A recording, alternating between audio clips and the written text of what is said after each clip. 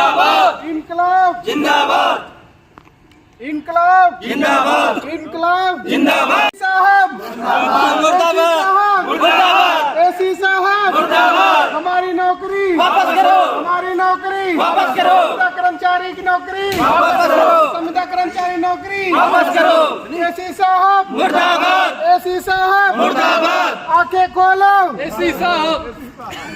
हम लोग प्रदर्शन इसलिए कर रहे हैं सर, हमारे 5 से 9 साल हो गया हम लोग को नौकरी करते हुए मीटर सेक्शन में। मीटर सेक्शन में 5 साल से 9 साल हो गया नौकरी करते हुए। अब एसी साहब का कहना है कि जो भी टेंडर हो रहा है तो मीटर सेक्शन की नौकरी सारी कर्मचारियों को हटा दिया जाएगा एक साथ। तो अगर एक साथ हम लोग इतने साल से नौकरी कर रहे हैं तो हम कैसे अपना घर परिवार कैसे चलाएंगे अगर सभी लोग को एक साथ नौकरी से हटा दिया जाएगा।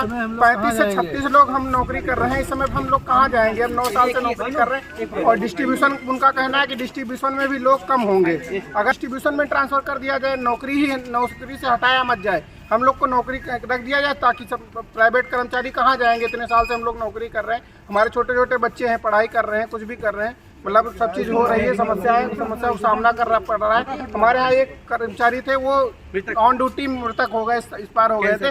उनको वाइफ की जगह लगाया गया है। 2 बच्चे उनके भी छोटे छोटे, अकेली वो विधवा महिला कहाँ जाएगी सर, हम लोग को क्या होगा। कि ये पहले शासी अभियंता साहब को पत्र लिखा मैंने कि अब सर हमारा टेंडर आगे बढ़ा दिया जाए।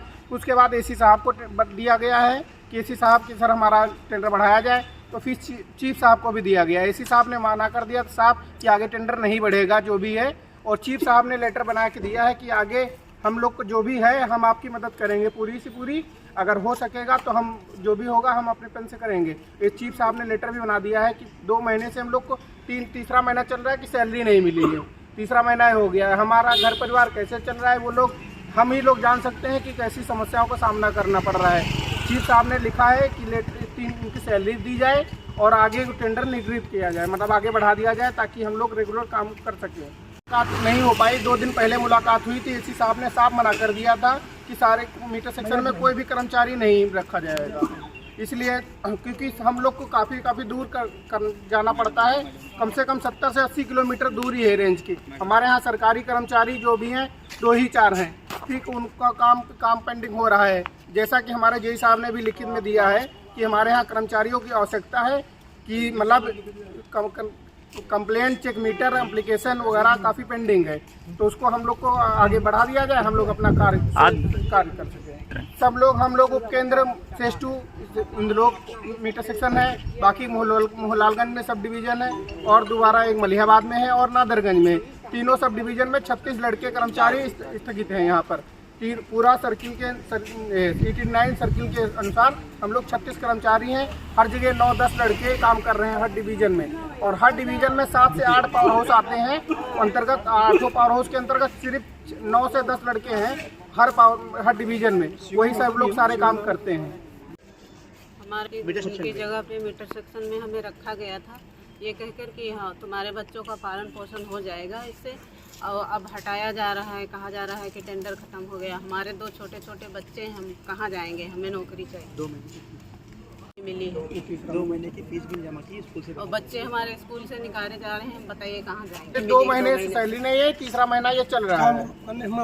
अभी कुछ आश्वासन दिया गया उच्च अधिकारियों द्वारा, आप लोगों ने अभी कोई सैलरी नहीं दिया गया, केवल सैलरी का आश्वासन दिया गया। आज हम लोग गए थे सीए बाबू के पास, तो उन्होंने पेपर दिया है। इसमें तहत केवल हमें 1 मंथ, मतलब कि हमारा सितंबर जिसमें 15 तारीख लगभग बीत चुका है, 1 अक्टूबर से सीए बाबू का कहना अनुसार कि 25% डिस्ट्रीब्यूशन से, ठीक है, और मीटर सेक्शन में 0 लड़के का जो मतलब 0 लड़के रखे जाएंगे, कुछ भी रखा नहीं जाएगा नए अनुमोदन के तहत। तो ये ना हमारे एक्शन साहब, ना चीफ साहब, ना ही हमारे एसी साहब का नहीं है, सीधा मध्यांचल से होना है, और ये क्वेरी मध्यांचल ने लगाई है। तो हमारा एमडी साहब से अनुरोध है कि कृपया एक मतलब विधवा है और ये हमारा स्टाफ है, सामने आओ सब लोग, ये सब लोग पूरा स्टाफ से रिक्वेस्ट है सामने आए और सब लोग एक साथ एमडी साहब से रिक्वेस्ट करें कि हम 10 साल से 5 साल से नौकरी कर रहे हैं, ठीक है। एक यहाँ पे विधवा है जिसके बच्चों को निकाला जा रहा है स्कूल से 2 महीने से, फीस नहीं जमा करी है और बेचारी किराए पे रहती है, तो इसका क्या होगा। दूसरी बात है कि हमारे यहाँ आप इनको खुद देखिए कि क्या है, इनको मतलब 2 बच्चे इनके भी हैं और 10,000 की 8,000 सैलरी में क्या होता है।